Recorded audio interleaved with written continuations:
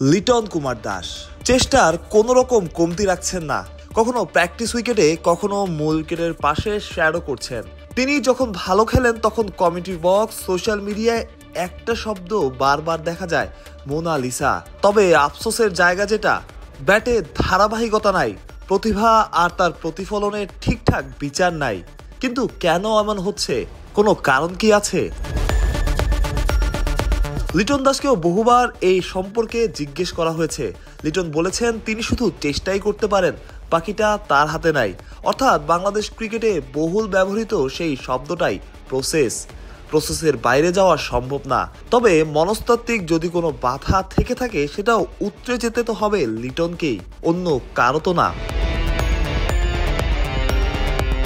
ওয়ানডের পর টি-20 প্রথম ম্যাচেই ব্যর্থ লিটন কুমার দাস।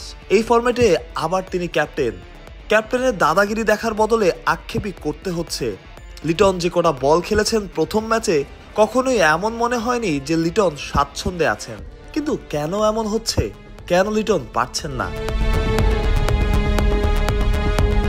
লিটনের রান করা তার জন্য যেমন প্রয়োজন বাংলাদেশের জন্য। ট্রানজিশন পিরিয়ডের মধ্য দিয়ে যাচ্ছে বাংলাদেশ ক্রিকেট।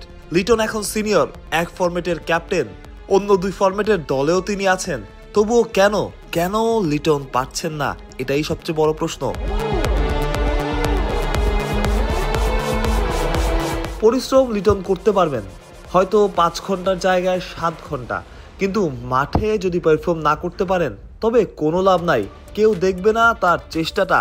মানুষ খোঁজে পারফরমেন্স, খোঁজে রান, উইকেট। সেটা না হলে কোনো ক্রিকেটারেরই কোনো মূল্য নাই।